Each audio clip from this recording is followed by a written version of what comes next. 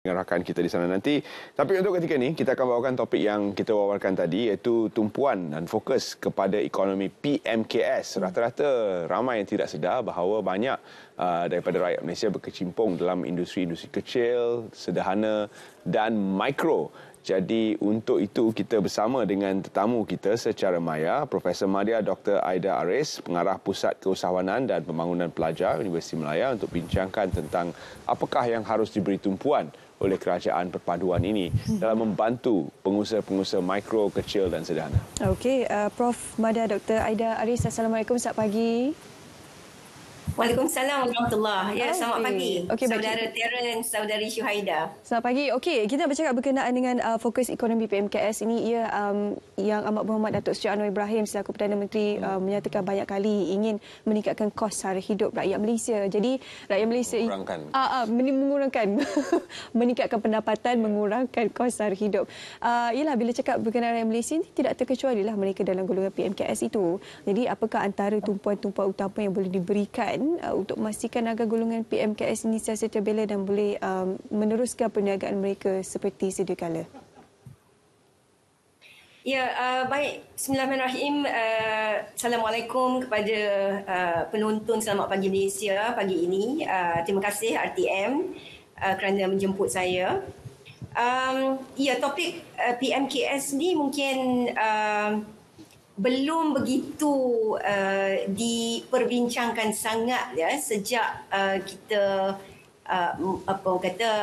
tamat pilihan raya umum yang ke-15.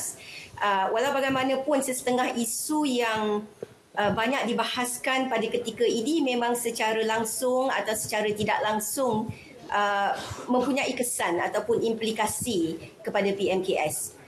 Contohnya seperti yang disebutkan saudari Syuhaida sebentar tadi, isu kos barang-barang, kos barang keperluan sehari-harian yang digunakan oleh PMKS sebagai bahan mentah ataupun sumber-sumber utama yang diperlukan untuk operasi perniagaan mereka. Jadi apa saja dasar baru ataupun strategi baru atau tindakan-tindakan yang sedang dirangka ataupun akan diperkenalkan oleh kerajaan baru kita ni akan memberi kesan kepada mereka dan sudah pasti mereka juga sedang ternanti-nanti apa insentif-insentif ataupun usaha-usaha pemerkasaan baru yang akan diperkenalkan oleh kerajaan pada hari ini. Okey. Baik, boleh kita rujuk semula usaha-usaha yang dijalankan sebelum ini, di mana setiap kerajaan telah pun memberi peruntukan, telah pun memberi bantuan, insentif dan sebagainya untuk PMKS. Itu adalah merupakan sasaran utama setiap kali kita dengar tentang peruntukan bantuan. Jadi sejauh mana bantuan-bantuan, program-program sebelum ini telah membantu meningkatkan kendiri dan juga daya saing PMKS di Malaysia? Baik, saya rasa untuk menjawab soalan ini kita perlu bahagikan proses ataupun usaha pemerkasaan PMKS di negara ini kepada 3 fasa. Yang pertamanya adalah semasa era pra-pandemik, iaitu sebelum awal tahun 2020. Kemudian kita telah melalui saat-saat yang sukar semasa pandemik, sekitar Mac 2020 sehinggalah akhir tahun lepas ataupun awal tahun ini. Dan kemudian pada tempoh peralihan endemik yang telah diumumkan oleh kerajaan terdahulu, apabila kita bergerak towards middle of this year, jadi kalau kita pergi kepada fasa yang pertama tadi, iaitu tempoh pra-pandemik, pada waktu itu bantuan kerajaan ataupun usaha-usaha pemerkasaan untuk PMKS ini lebih bertujuan untuk membantu mereka untuk scale up, untuk membesarkan ataupun meningkatkan skala operasi. Khususnya bagaimana mereka boleh menembusi pasaran antarabangsa. Kerana pada waktu itu memang pasaran dalam negara dikira sangat terbatas, ya. Tepu, pasaran domestik kita pada waktu itu sudah tepu, persaingannya sangat hebat. Jadi untuk bersaing dengan lebih kompetitif, dengan mendapatkan competitive advantage, PMKS pada waktu itu memang amat-amat digalakkan untuk menembusi pasaran antarabangsa. Jadi pada waktu itu memang banyak sekali bantuan, khidmat nasihat, pinjaman, ya, grant, loan dan sebagainya untuk membantu mereka meningkatkan skala operasi. Dan itu sedikit sebanyak memang berkesan kalau kita lihat sumbangan PMKS kepada KDNK negara pada waktu itu sudah mencapai lebih kurang 39-40%, yang setara sebenarnya dengan sumbangan PMKS kepada KDNK di negara-negara maju, ya, dan juga negara-negara membangun yang lain. Tapi malangnya pada awal tahun 2020 kita telah dilanda, bukan kita saja, seluruh dunia telah dilanda oleh pandemik COVID-19. Dan ini telah banyak reverse, ya. Kita telah dia reversekan kejayaan-kejayaan yang telah dicapai oleh kerajaan dan PMKS dalam negara kita. Banyak dia punya reversal tu banyak, ya, sangat signifikan. Dan sudah pasti usaha pada waktu itu, usaha pemerkasaan pada waktu itu lebih tertumpu kepada memastikan kelangsungan PMKS. Jadi kita tidak bercakap tentang contribution to KDNK dan sebagainya pada waktu itu, tapi lebih kepada bagaimana untuk memastikan PMKS ini boleh bertahan. Just untuk kelangsungan, putting food on the table, memastikan mereka tidak go out of business. Dan sekali lagi begitu banyak insentif yang telah diperkenalkan dalam pakej-pakej rancangan. Ada 8 pakej rancangan yang telah diperkenalkan pada tahun 2020 dan dibawa terus pada tahun 2021 sehinggalah sebelum PRU 15 baru-baru ini. Setengah bantuan ini termasuklah selain daripada bantuan grant tunai, ya, begitu juga dengan moratorium, subsidi upah, diskaun, ya, bil elektrik, sewa, premis, dan pelbagai-bagai lagi lah program pendigitalan. Itu sangat penting. Kerana pada waktu PKP, kalau kita masih ingat, ya, PMKS kita ramai yang tidak boleh keluar berniaga secara biasa, secara konvensional. Jadi program pendigitalan yang telah diperkenalkan pada tahun 2021 itu sangat-sangat membantu mereka. Jadi usaha-usaha beginilah yang kita ingin lihat diteruskan dalam tempoh peralihan endemik ataupun pemulihan pada hari ini. Dalam fasa sebelum PKP, kita dapati ramai pengusaha PMKS, terutama sekali dalam kategori mikro, tidak berdaftar sama sekali dengan mana-mana pertubuhan, mana-mana agensi perniagaan dan bergerak sendiri 100%. Jadi dapatan dan sumber pencarian mereka itu 100% adalah berdasarkan apa yang mereka rencana, dan mereka mengharungi dunia perniagaan ini tanpa sebarang bantuan dan sebagainya. Jadi adakah selepas daripada tempoh pandemik ini, setelah pelbagai pakej rancangan dan bantuan diberikan, adakah capaian kementerian dan agensi telah lebih meluas, di mana skopnya telah mengambil kira kumpulan-kumpulan peniaga tadi yang dahulunya mungkin segan atau tidak mahu berdaftar, namun terpaksa sebab bantuan telah pun diberikan dan disalurkan melalui agensi-agensi kerajaan. Jadi mereka terpaksa berdaftar. Dan adakah dengan ini capaian kementerian dan agensi telah lebih meluas untuk mencakupi keseluruhan warga PMKS di Malaysia? Ya, saya fikir mungkin itulah hikmah. Orang selalu bercakap, ya, apa sahaja kesulitan yang kita hadapi, sudah pasti ada hikmah di sebaliknya. Dan kalau kita nak melihat hikmah COVID-19 ini, mungkin itu adalah salah satu daripadanya. Ya? Kerana bantuan yang nak dihulurkan oleh kerajaan ini, dia perlu ada sistem, ya, perlu diuruskan dengan sistematik. Kalau tidak, dia tidak akan mencapai sasarannya. Jadi sistem-sistem yang telah diperkenalkan terutamanya sewaktu tempoh PKP dahulu telah banyak menghasilkan database yang lebih lengkap, yang lebih terkini, yang boleh digunakan oleh pelbagai agensi kerajaan, contohnya SME Corp, begitu juga dengan Tekun, SME Bank dan sebagainya. Dan kita juga harap bahawa database ini akan digunakan oleh Kementerian Keusahawanan dan Koperasi, Kementerian Pembangunan Keusahawanan dan Koperasi yang baru saja dilantik menterinya. Kita harap database ini akan dimanfaatkan dengan berkesan oleh kementerian yang baru ini ataupun menteri yang baru dilantik ini, supaya banyak lagi strategi baru yang boleh dilaksanakan untuk target market itu, target audience maksud saya. Kalau kita tahu contohnya ada sekian-sekian peratus usahawan PMKS di luar bandar beroperasi dalam industri-industri tertentu, kemudian sekian-sekian peratus di bandar beroperasi dalam industri tertentu, dan tahap pendidikan mereka sekian-sekian, orang kata dia punya pasaran mereka, mungkin keterbatasan daripada pasaran sebagainya.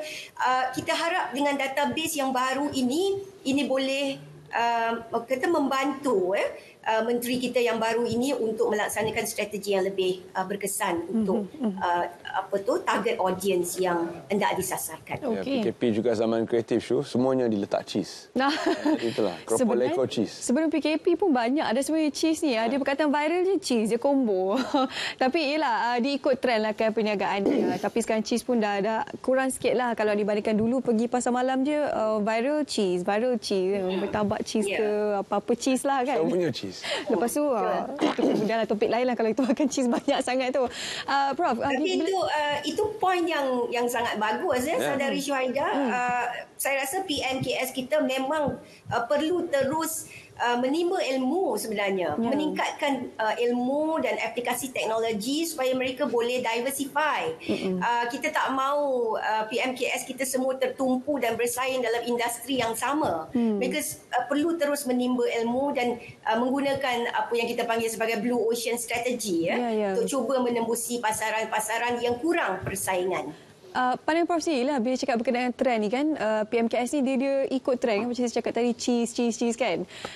Adakah ini satu strategi yang boleh diguna pakai sebenarnya ataupun mungkin ada cara lain, mungkin cadangan daripada Prof sendiri untuk meningkatkan perniagaan ataupun permintaan terhadap peniaga-peniaga kecil, mikro, sederhana ni? Sebenarnya segalanya bermula dengan ilmu perniagaan. Kalau dalam bidang keusahawanan kita biasa dengar tentang business plan, rancangan perniagaan ataupun business model canvas, contohnya.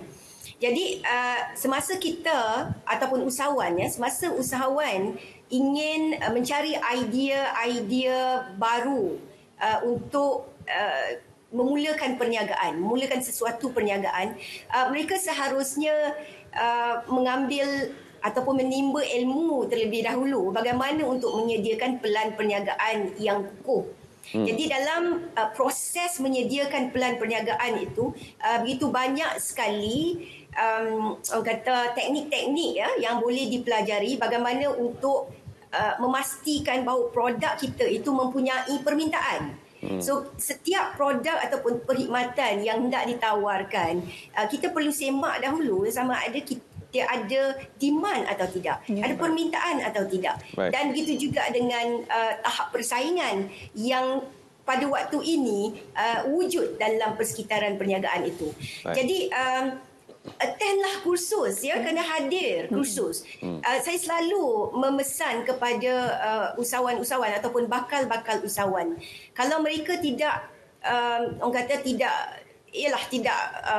lucky enough, tidak bernasib baik untuk hadir program keusahawanan di peringkat tertiary ataupun peringkat universiti, tetap masih ada lagi kursus-kursus yang ditawarkan yang non-tertiary, kursus yang ditawarkan oleh agensi-agensi tertentu seperti InScan, Institut Keusahawanan Negara. Begitu juga dengan MARA, Tekun dan sebagainya. Jadi kena laburkan masa itu.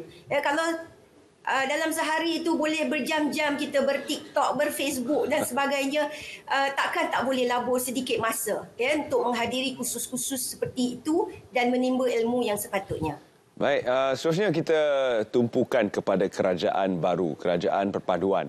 Apakah komponen-komponen yang boleh ditambah baik oleh kerajaan ini ke dalam ekosistem? Kalau kita sudah ada ekosistem PMKS itu, komponen yang perlu ditambah baik untuk melengkapkan lagi ekosistem PMKS ini? Sebenarnya memang salah satu daripada isu yang dihadapi oleh PMKS di mana-mana negara sekalipun, bukan sahaja di Malaysia tetapi di seluruh dunia, adalah berkaitan dengan saiz mereka. PMKS ini adalah perusahaan mikro, kecil dan sederhana, dan adalah takrifan tertentu yang mengkategorikan mereka ini sama ada sebagai mikro ataupun kecil ataupun sederhana. Jadi isu yang mereka hadapi ini memang berkait rapat dengan faktor saiz itu. Contohnya dari segi modal, dana. Begitu juga dengan maklumat, begitu juga dengan jaringan, networking. Kalau mereka nak menembusi pasaran antarabangsa contohnya, mereka memang menghadapi keterbatasan daripada segi jaringan. They don't have the necessary networks untuk menembusi pasaran antarabangsa.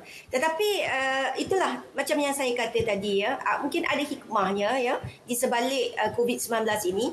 Apabila PKP yang kita hadapi dalam masa tempoh 2 tahun itu memaksa ramai usahawan kita untuk beralih ke platform digital, e-commerce ataupun e-dagang.